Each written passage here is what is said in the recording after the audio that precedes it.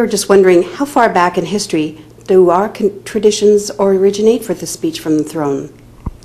The tradition of the speech from the throne is actually as old as Parliament, so it goes back to 1867, and certainly we're modeled after the British House of Commons, so it goes back to those days. Thank you. What is the meaning of some of the traditions and pageantry of this event? It is full of pomp and circumstance, but basically what it is the government of the day setting out their blueprint of how they would like to see the government go forward. So it basically lists their priorities. Usually it's a very broad brush. It's usually from about 20,000 feet, so it's very big. It usually lays out the philosophy of the government of the day. In the last speech from the throne, Mr. Harper had a quite abbreviated speech that the government wrote and then the Governor General delivered, and that's as tradition would have it. And it was a much briefer piece of writing, and it was a little bit devoid, if I can use that word, of philosophy. So it was very much more just a playbook as opposed to saying what the government believes is important to Canadians and to them. What can happen with promises made in the throne speech? Is the government really accountable? Well, it's a very important speech because it does define the government and what their priorities are. But we've been a minority government as Liberals, and it's absolutely fundamental for a minority government to work to consult with the other leaders. It's interesting that all of the opposition leaders have felt they had to go to the media to talk about the kinds of things that they hope to see in the speech from the throne. But it's very devoid of detail, which is why it's a bit curious that this Prime Minister, Mr. Harper, is saying that if you agree with the speech from the throne, therefore you would agree with all legislation that flows out of it, because as we all know in legislation, the devil is in the detail.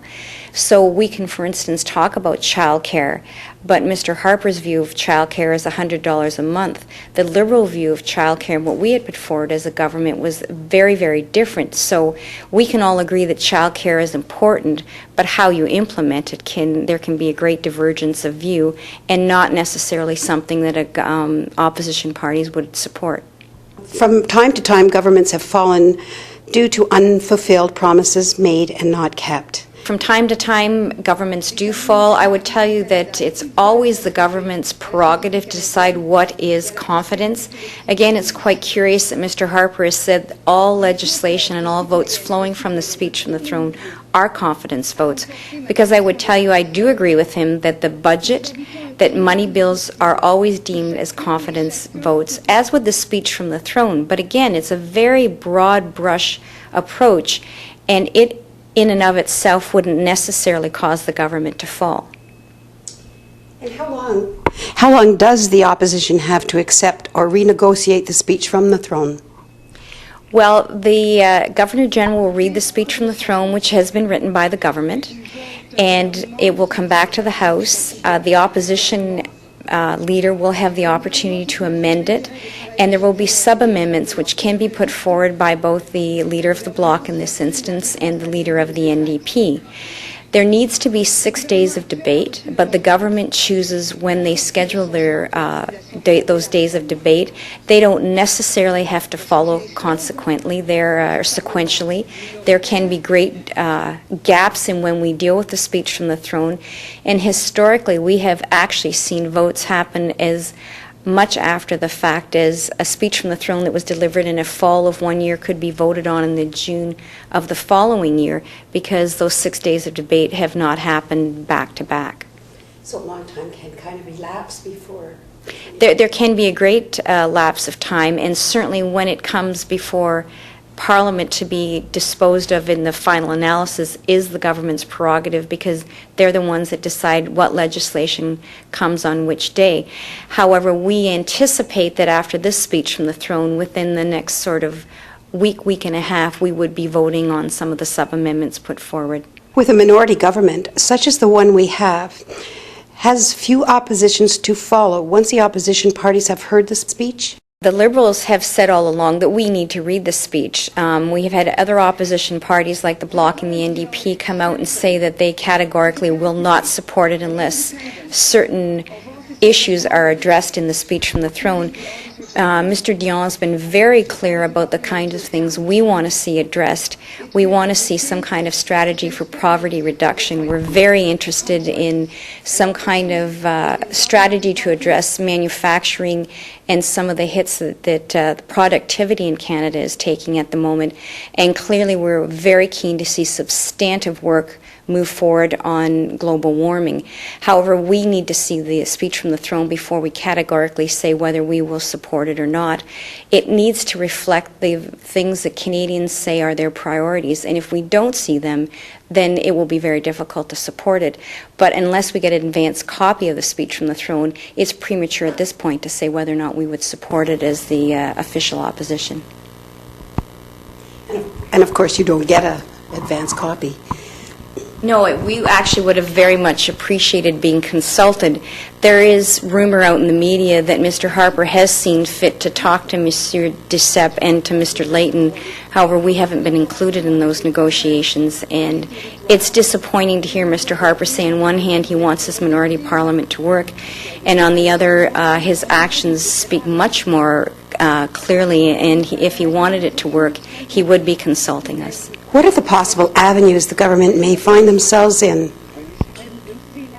Well, again, there's a great deal of variety. If the speech from the throne is full of vision, which would be something new for this government, and reflecting their philosophy, it may be something that we could accept. Again, I would go back to you pick any number of issues, and I think most members of Parliament and parties might agree on what the challenges are before government. Where we differ is in the solutions. So again, it depends what legislation flows out of the speech from the throne to enact it that will really be where we may have substantive differences. But again, we haven't seen the speech from the throne, so we'll have to wait and see what Mr. Harper has in mind. I have the feeling, and certainly it's been reported in the media, that Mr. Harper is gearing up for an election and is trying to engineer his own defeat. And again, we will have to see if there's a poison pill in that speech from the throne that he's counting on opposition parties not being able to support. What is the procedure to amend a throne speech? Well, there are three opportunities. The opposition members, the official opposition, will amend it. Certainly that's happened historically, and we can anticipate we may take advantage of that as the official opposition this time. And then there will be an opportunity for sub-amendments by both the Bloc and the NDP. So if the NDP or the Bloc do not see the things in the speech from the throne that they've said they want to see in it, they could well amend our amendment with a sub-amendment to make sure that it included something that they felt was lacking or correct something that they feel is wrong in how the government has put forward their agenda for this next session. Could the Prime Minister provoke a non-confidence vote and prompt a federal election? Mr. Harper, if he chooses to have this government defeated, merely has to either leave out areas of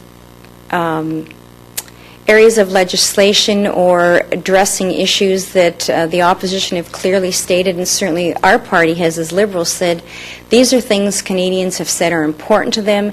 These are issues that are very important. I mean, look at some of the slowdowns that have happened due to the threatened strike in the auto sector in the United States. That's a huge issue in my riding of Kitchener Centre. It's a huge issue in Ontario. We need an auto strategy. We're not seeing this come forward by this Harper government. Those are the kinds of things that if they're missing and they're not speaking to the priorities of Canadians, that may prompt the opposition not to support a speech from the throne. Tell me any predictions as to what kind of speech Mr. Harper will present to the Governor-General. If we can judge Mr. Harper by his past practice, I would say it would be much briefer than has been in the past. It will lack the philosophy and the visioning that most speeches from the throne have had in the past, and he probably will come up with 5 or 6 more short priorities that look a lot more like an election platform than a government trying to address the issues that are important to Canadians.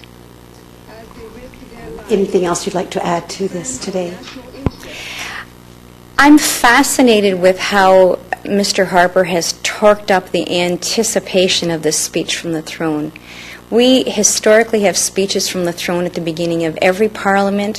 When Mr. Chrétien had a majority government, twice we prorogued the House mid-session. He came back with a speech from the throne. There wasn't this line in the sand and in this challenge to opposition members saying that either you're for us or against us. And I think it's very consistent with a bully mentality. I've had members of the government come to me and say, what do you think's going to be in it? And clearly he's not consulting with his own caucus. I would dare say he may not be consulting with his cabinet ministers. So I think Mr. Harper really likes to play close to the vest.